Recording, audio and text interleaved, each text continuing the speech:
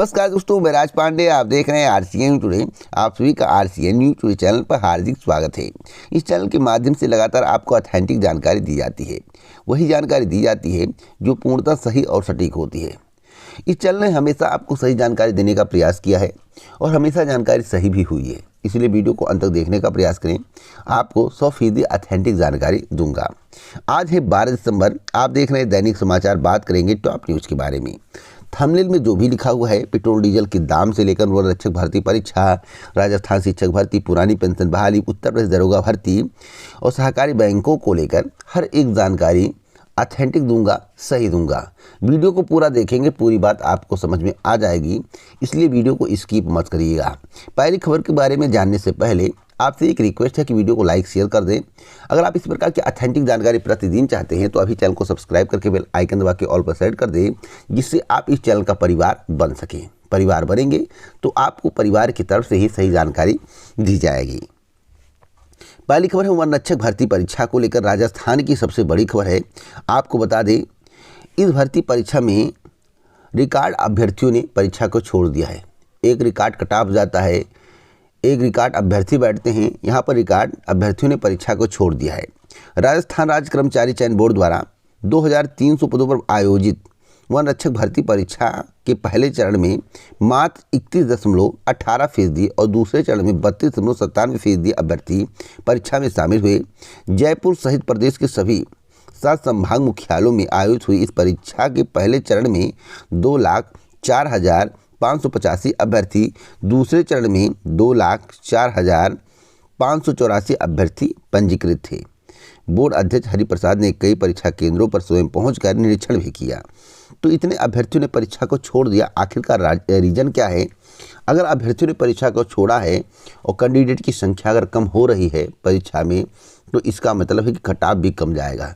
इसलिए एक अवसर आ रहा है उन अभ्यर्थियों के लिए जो परीक्षा में प्रतिभाग किए हैं। एक और महत्वपूर्ण खबर है एसएससी की अनुवादक भर्ती परीक्षा को लेकर। अनुवादक भर्ती परीक्षा में 89% अभ्यर्थी शामिल हुए हैं। अब तक की सबसे बड़ी खबर है। अगली अपडेट है रीट परीक्षा को लेकर। आपको मालूम होगा कि नई शिक्षक भर्ती का विज्ञापन राजस्थान में जारी होना है और आज के समाचार पत्र में साफ साफ बताया गया कि 1 महीना आगे खिसक सकती है। रीट लेवल 2 में पोस्ट बढ़ेगी या नहीं, यह भी संशय अभी तक बरकरार है। आपको बता दें कि राजस्थान में 46,000 से ज़्यादा शिक्षकों की भर्ती तय समय पर होने के आसार कम नज़र आ रहे हैं। शिक्षा विभाग ने अभी तक टीचर भर्ती की विज्ञप्ति ही जारी नहीं की है, जबकि कर्मचारी चयन बोर्ड ने 4 और 5 फरवरी को परीक्षा तिथि प्रस्तावित की है। मैं आपको बताना चाहता हूं, परीक्षा 4-5 फरवरी को नहीं हो पाएगी। इस चैनल के माध्यम से आज नहीं, बहुत पहले बताया गया था। और मैं आपको यह भी बताना चाहता हूं, यह परीक्षा खिसक के मार्च टू अप्रैल जा सकता है। मार्च टू अप्रैल, 15 अप्रैल के पहले और मार्च टू अप्रैल जा सकता है मेरी जानकारी के अनुसार। इसलिए आपको थोड़ा और वेट करना पड़ सकता है। वेट क्या करना पड़ सकता है? आपको थोड़ा अपनी तैयारी पर जोर देना चाहिए। आपको यह भी मैं बता दूं, नोटिफिकेशन भी आपको जल्द देखने को मिलेगा। वैसे जो मुझे जानकारी प्राप्त हुई है कि नोटिफिकेशन जो है इस महीने के एंड या जनवरी के फर्स्ट वीक तक आ जाएगा। और परीक्षा आपकी कब होगी? परीक्षा आपकी होगी मार्च टू अप्रैल, यानी कि अप्रैल माह तक जा सकता है। क्योंकि स्थिति परिस्थिति के अनुसार मैं आपको जानकारी दे रहा हूं, अभी कोई तिथि निर्धारित नहीं की गई है, इसलिए आपको वेट करना पड़ सकता है। जहां तक रही पदों की संख्या में वृद्धि को लेकर, उम्मीद है कि पदों की संख्या में वृद्धि होगी। लेवल 2 के पद आपको इंक्रीज होते नज़र आएंगे। पेट्रोल डीजल के दाम को लेकर, पेट्रोल डीजल के दाम 33 रुपये सस्ते होने चाहिए। जैसा कि यहाँ पर देख रहे हैं, साफ साफ लिखा हुआ है कि पेट्रोल डीजल 33 रुपये तक होना चाहिए सस्ता। क्यों होना चाहिए सस्ता? क्योंकि कच्चा तेल साल के सबसे निचले स्तर पर पहुँच गया है, $76 प्रति बैरल तक पहुँच गया है। जब $140 प्रति बैरल था तो सरकार के द्वारा कहा जा रहा था कि मार्ग के स्तर पर निर्भर करता है, इसमें सरकार कुछ नहीं कर सकती है। लेकिन जब बैरल लगातार कम हो रहा है, यानी कि $76 प्रति बैरल हो गया है 140 से घटकर, तो आखिरकार पेट्रोल डीजल के दाम वहीं पर स्थिर क्यों हैं, कम क्यों नहीं किया जा रहा है? इसका मतलब सरकार सब कुछ करती है जनता को मूर्ख बनाया जा रहा है, ऐसा प्रतीत होता है। कच्चे तेल की कीमतें जुलाई 2008 के बाद इस साल मार्च में $140 प्रति बैरल तक पहुंच गई थी। उसके बाद से 46% गिरावट के साथ या इस साल सबसे निचले स्तर पर $46 प्रति बैरल के करीब कारोबार कर रहा है। कच्चे तेल को लीटर और रुपए के हिसाब से अनुमान लगाएं तो कीमत 2 महीने में 33 रुपये प्रति लीटर हिसाब से घटनी चाहिए। इसके बाद भी देश में पेट्रोल डीजल के दाम वहीं पर वहीं हैं, कोई गिरावट देखने को नहीं मिल रही। आम जनता परेशान है, महंगाई की मार खा रही है। मैं आपको बता दूं, किसी भी कीमत पर पेट्रोल डीजल के दाम नहीं घटाए जाएंगे जब चुनाव होंगे तब। सच्चाई यही है। अगर आप इस पर विश्वास नहीं करते हैं तो आगे आपको विश्वास पड़ जाएगा, क्योंकि 2023 में भी कई राज्यों में चुनाव होने वाले हैं और आपको पेट्रोल डीजल के दाम में कमी देखने को मिलेगी, चाहे 1 रुपये, चाहे 2 रुपये, चाहे 3 रुपये, लेकिन देखने को मिलेगी। अगली अपडेट है, भर्ती पूरी होने की आस में टूट गई सांसें। खबर उत्तर प्रदेश लोक सेवा आयोग की है। अपर निजी सचिव यानी कि एपीएस भर्ती परीक्षा 2013 पूरी होने के इंतजार में कई अभ्यर्थियों की सांसें टूट गई, तो कई अभ्यर्थी अगली भर्ती के लिए ओवरएज हो गए। विज्ञापन जारी होने के 9 साल बाद भी भर्ती अधूरी पड़ी हुई है। मैं आपको बताना चाहता हूं, जो मुझे जानकारी रहती है मैं वही बताता हूं, उससे ज़्यादा नहीं बताता हूं। लखनऊ के राजकुमार पांडे, दुर्गेश शर्मा, कानपुर के दिनेश शर्मा की डेंगू से मौत हो चुकी है। प्रयागराज के राकेश चक्रवर्ती एक दुर्घटना में अपनी जान गंवा चुके हैं। प्रयागराज के ही संतोष कुमार पटेल का भी निधन हो चुका है। भर्ती पूरी होने के इंतजार में एज हो चुके 42 वर्षीय उमेश पांडे का कहना है कि भर्ती की आस में कई अभ्यर्थियों ने अपनी जान गंवा दी, कई अभ्यर्थी ओवर एज हो गए। इसमें किसकी गलती है, सरकार की गलती है या अभ्यर्थियों की गलती है?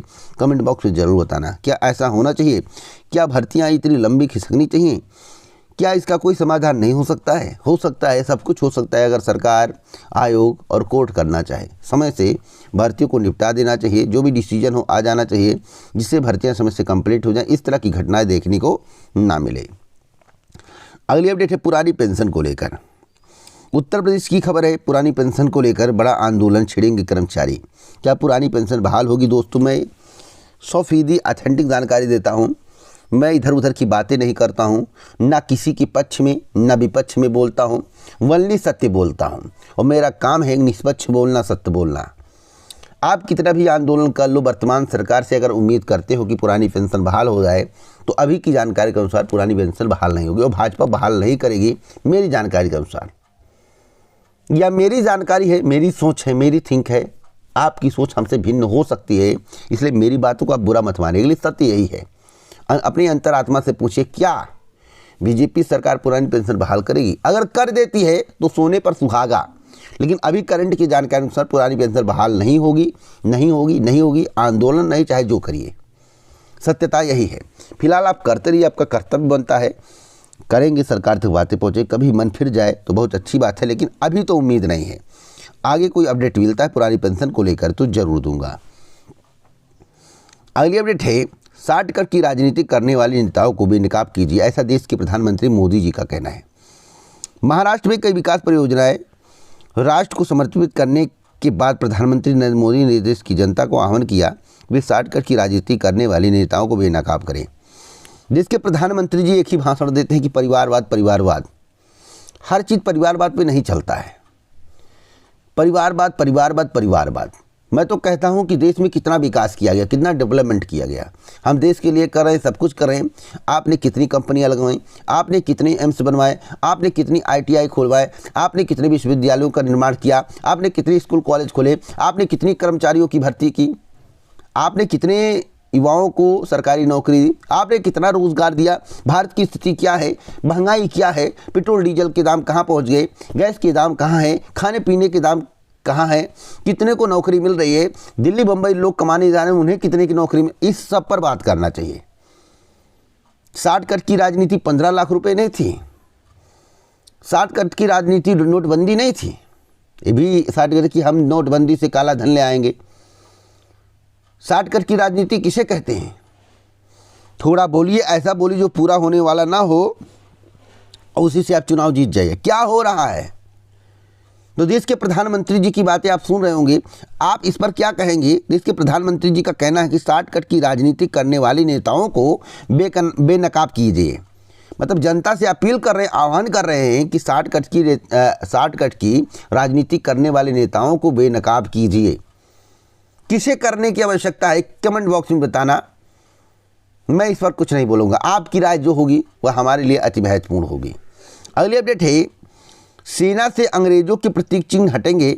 आज के समाचार पत्र में बहुत बड़ी खबर लिखी हुई है। पराधीनता के प्रतीकों, परंपराओं और प्रक्रियाओं को तीनों सेनाओं से हटाया जाएगा। आज़ादी के अमृत महोत्सव के तहत यह पहल की जा रही है। इनकी पहचान की कवायद सेना ने शुरू कर दी है, जो अंग्रेजी सेना से विरासत के तौर पर चली आ रही है। इन्हें या तो ख़त्म कर दिया जाएगा या भारतीय स्वरूप में बदल दिया जाएगा। क्या जो हो रहा है, जो होने वाला है पद चिन्ह को लेकर, पदनाम को लेकर, प्रतीक चिन्ह को लेकर, उस पर आपकी क्या प्रतिक्रिया है? क्या बदला जाएगा? कैसा दिखेगा भविष्य में? आप लोग कमेंट बॉक्स में बताना, क्योंकि आज के समाचार पत्र में साफ साफ बताया गया है कि तीन सेनाओं की प्रक्रियाओं में सुधार की कवायद, सेना से अंग्रेजों के प्रतीक चिन्ह हटेंगे। इस पर आप लोग मेरी राय दीजिए, क्योंकि आपकी राय हमारे लिए अति महत्वपूर्ण है। एक और महत्वपूर्ण खबर दूं, उत्तर प्रदेश के मुख्यमंत्री योगी आदित्यनाथ के स्टेटमेंट को लेकर बहुत ही बड़ी खबर है। यूपी में सबसे ज़्यादा प्रतिभाशाली युवा, शहरों में ही मिलेगा रोजगार। मुख्यमंत्री योगी आदित्यनाथ ने काशी के प्रबुद्ध जनों से निवेश में मददगार बनने की अपील की है। सवाल है कि उत्तर प्रदेश में जितनी भी नौकरियां पेंडिंग हैं, जितनी भी भर्तियां आने वाली हैं, भर्तियां कब आएंगी और पेंडिंग भर्तियां कब पूरी होंगी और युवाओं को नियुक्ति पत्र क्यों मिलेगा? क्या उत्तर प्रदेश में प्राथमिक शिक्षक भर्ती होगी या नहीं होगी? शिक्षा व्यवस्था को कैसे सुधारा जाएगा? इस पर बात होनी चाहिए। और रोजगार कहाँ मिलेगा, कैसे मिलेगा, किसे मिला है, ये तो बात हमेशा होती रहती है। उन पर बात होनी चाहिए जो वास्तविक परमानेंट हैं। मिलेगा, 60 साल फिक्स होगा। रोजगार पर बात करते हैं, अगर कोई अपना ठेला खोल लिया, गुमचा खोल लिया, फुल्की की दुकान खोल लिया, कुछ भी कर लिया, उसको भी आप रोजगार की श्रेणी में अपना श्रेय देने लगते हैं। कितना सही है दोस्तों? आप कमेंट बॉक्स में बताइए कि प्रतिभाशाली अगर उत्तर प्रदेश में है, युवा प्रतिभाशाली है, तो उसको रोजगार, सरकारी नौकरी, गवर्नमेंट जॉब क्यों नहीं मिल रहा है? क्या उत्तर प्रदेश में विभागों में पद रिक्त नहीं है, रिक्त है? तो आखिरकार वैकेंसियाँ क्यों नहीं निकाली जा रही है? कमेंट बॉक्स में बताइएगा, क्योंकि आपकी राय जो होगी लोग पढ़ेंगे और यह बात आगे तक पहुंचेगी और सबके मन में एक एक विचार आएगा और सब अपनी राय जरूर कमेंट बॉक्स में लिखेंगे। इसलिए आपको कुछ ना कुछ लिखना जरूरी है। एक और महत्वपूर्ण जानकारी मैं आपको दे दूं, जैसा कि मैं एक समाचार पत्र पढ़ रहा था, सर्दियों में रहे सावधान, 6 माह में 12,000 से ज़्यादा लोगों को अस्पताल में कराना पड़ा भर्ती। धोखा दे रही है धड़कन।